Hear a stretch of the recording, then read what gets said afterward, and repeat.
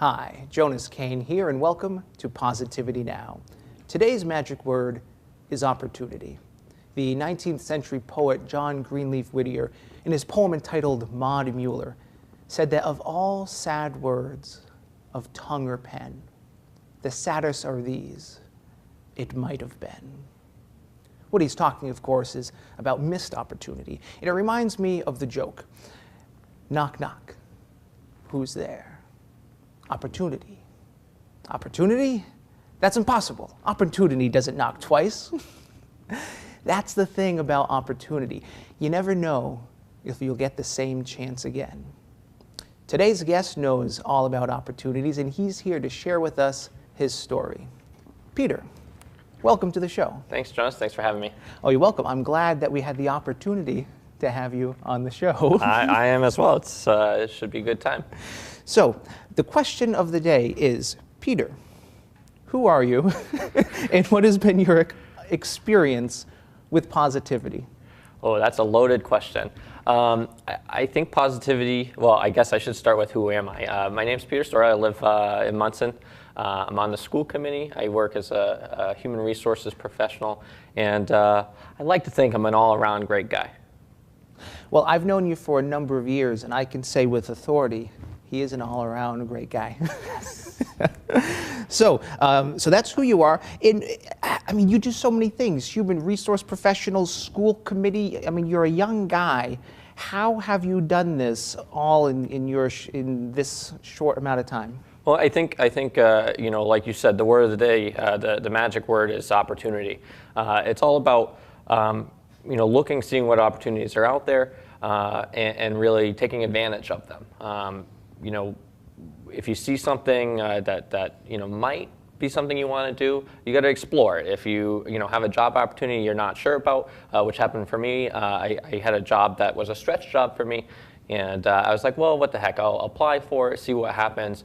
You know, next thing I know, I'm offered the job, and I'm starting to work at this pretty high level job out towards Boston. So you know, I think it's really just about seeing what's out there, keeping your eyes open, and you know, always being open to opportunity. I like what you said about the stretch job, the idea that, you know, instead of just staying comfortable with the way that you've been doing things, the way that things are, in order to grow, in order to achieve more, you have to stretch yourself a little bit and do things that perhaps you weren't entirely convinced you could handle at the first go. Yeah, absolutely. I mean, it's the same thing with the school committee. I first ran for the school committee when I was 20 years old. 20 years old. I you know, graduated from Monson High School 2009. You know, it was I think April 2010, and I came home from school, either school work. I was going to school and working part time, and I came home, and my mom had just been to a meeting, and the town pool was a topic of conversation. They were talking about needing to close it down to save money, and you know, my sisters swim, and so my mom was concerned and had some you know, thoughts about it, and so I was like, Mom, you know, the school committee seat coming up, you should run for it. And she turned around on me and said, well, you should run for it. And so the long and short of it is that I did. I ended up you know, saying, okay, well, you know, what the heck, we'll see what this is about. You know, I care about education. At that point in my college education, that's the path I was thinking I was going to go into, in education.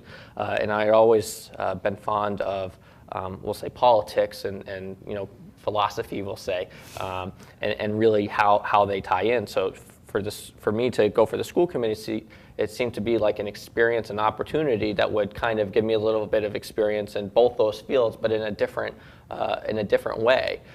So I went ahead, I did a write-in campaign because it was after the deadline for the papers, and there was actually another candidate who also did a write-in campaign, and I ended up winning by, I think it was 6 votes or something like that. Wow. And I, you know, I was kind of the mindset like, we'll see what this is about. It's you know, I'll say it again, an opportunity, and we'll see where it brings us. And here we are 6 years later, and out of the last 6 years, I've been on the committee 5 years. In this most recent year, I served as the committee chairperson, which was a pretty cool experience. Again, as a mid-20-year-old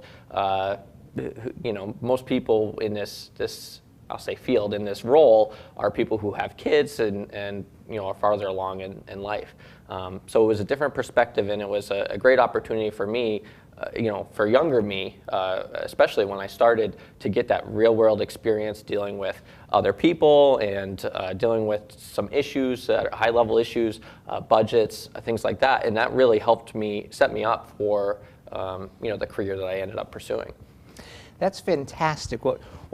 As you were talking, I was struck how you're taking your own natural sort of talents and strengths and coupling them with things that you're passionate about, in finding by combining those, you found this opportunity to grow from a very young age. I mean, you were 20 years old, and I think I remember you telling me once the story about how you went to a convention and they gave everyone there a drink ticket. Can you tell us that story? Yeah. So my first year on the committee, when I was 20 years old, I just turned 22. The election at that time was in April. My birthday's in March, so I just turned 20 years old.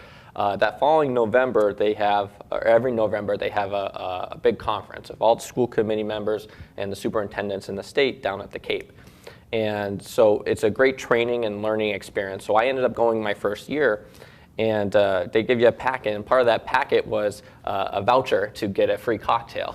And I'm 20 years old, so obviously, I'm not old enough to have alcohol. So it was just kind of one of those funny things that happens, because they don't expect a 20-year-old to be on the school committee or a superintendent or at this type of event. So it was it was really cool to be there around all these people, especially the superintendents who are farther along in their career. Most of them have been teachers or principals before, and now they're kind of at the high point of their careers as superintendents, and just being around those people. I find a lot of the time, opportunity presents itself by the people you surround yourself by. And so that was a really cool experience. That's fantastic. So I take it you didn't take the opportunity to get that cocktail. No. Maybe a different point in my life, but no. I just thought it was funny. I think I held on to it too, just as a token, to bring it back. Look what I got.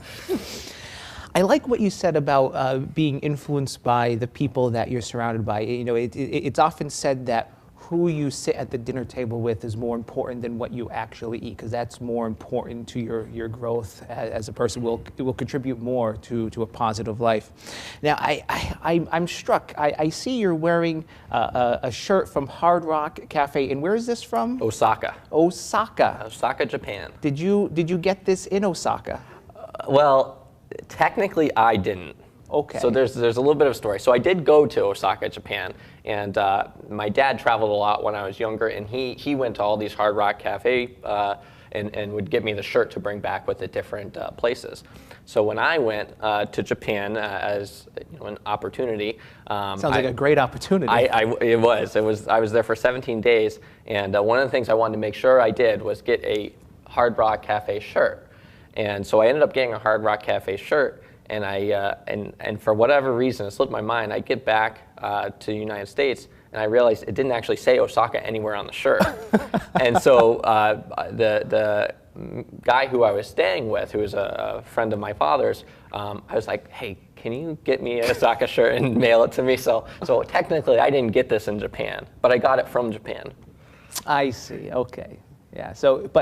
So you did go to Japan though for 17 days. 17 days. How did this opportunity come up? So that stretch job I had mentioned to you. So I actually had an experience in my life that wasn't the greatest experience, and because of that, things with this job and me commuting out towards Boston really wasn't working out. So I found myself with plenty of time kind of reevaluating where I was in life and what I wanted to do, and the situation that I had found myself in. And I really said, you know what, I need to go somewhere. I didn't have any set place in mind. I was just like, I need to go somewhere. Life is short, nothing is guaranteed, and I just needed to go somewhere. I didn't know where I needed to go, I just knew I needed to go and do something. So I ended up getting my passport. And I had a couple different places. I was looking at Brazil, at Australia, Europe, and I ended up settling on Japan. A big reason because, as I mentioned, my dad had a friend, a business friend that he had met over the years from his business travels who's Japanese, and he lives in Japan. And I had met him numerous times when I was younger. He'd come to the States and gone to Red Sox game with him, and so I knew him fairly well. So I had the opportunity to stay with him, which saved me a bunch of money on living, and I had my own tour guide. So that was an added bonus. So I ended up choosing Japan. It was a very long flight, but it was worth every second of it. And I said, if I'm going there, I'm going to make it worth it. It's a long flight. I'm not going to go there for like a week. I'm going to make sure I get my money's worth, so to speak, on the flight. And so I stayed for 17 days.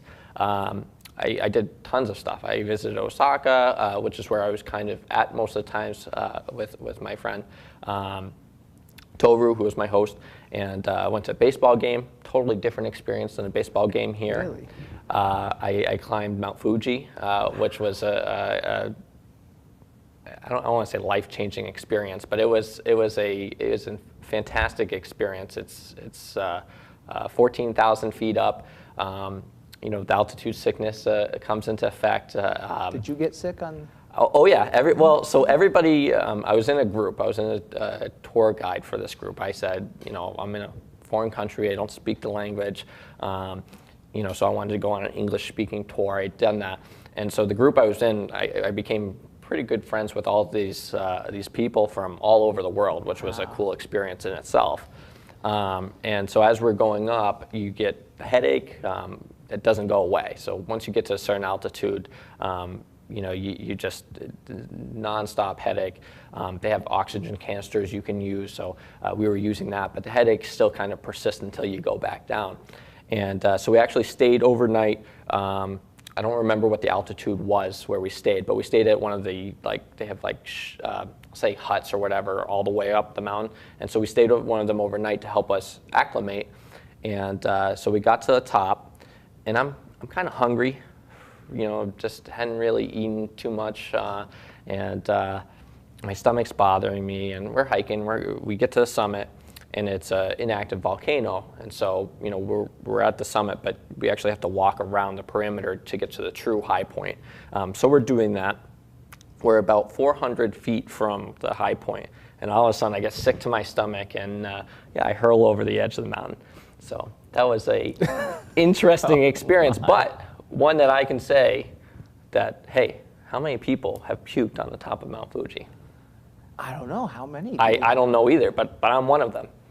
And I know you. I know one of the people. You know one of the few people who puked on Mount Fuji. And now all of you know the story behind absolutely. the man who puked. And I was the only one too. It wasn't anybody else in the group. I was you were the only. I was the only one who puked. So it wasn't like this is And so and it was great though. They were all like checking on me and like, oh, are you okay? Okay.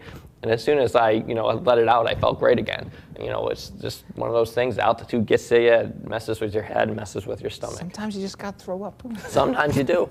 And then you just buck up and keep moving. And it was funny too, because the tour guide was, she was like, are you okay? Do you want to go back down? I'm like, no, the summit's right there. I came all this way. I'm going up to the summit. You're seizing the opportunity. So I was not passing up on it. I might have crawled. I still would have kept going up to that summit. So that is cool beautiful. I love your whole story about in every facet of your life, you're seeking these great opportunities, how you took a potentially negative experience, with the whole job thing that wasn't working out, and you took that as an opportunity to make your life better by going on this perhaps once in a lifetime trip. Yeah. Right. So that's just incredibly wonderful. So I suppose the question I have is, do you believe then that seeking all of these opportunities has led your life to be more positive, to increase positivity in your life?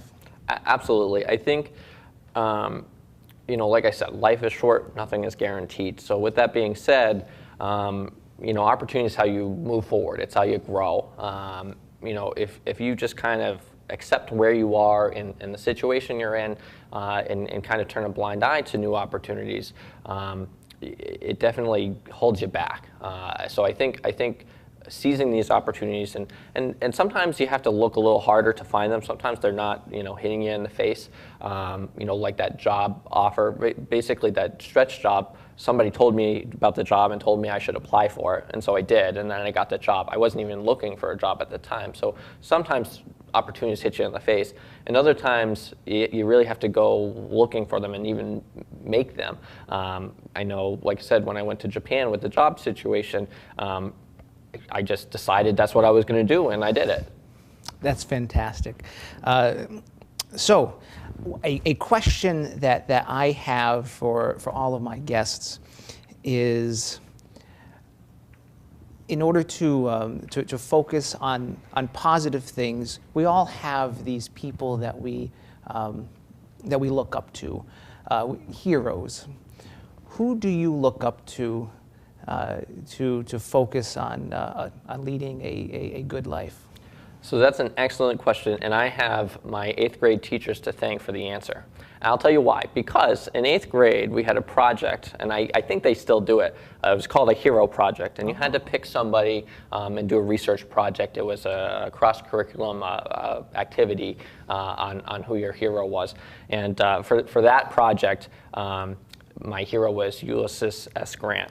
One of the presidents. Now, my personal hero, which that research helped me kind of develop my thought process on, would have to be my father. My father has been, the role model of a family man, an adventurer, a big hiker, somebody who has 6 kids and has, worked to raise them all and instill, positive values in them, myself included, obviously, and hard worker. I think it's so.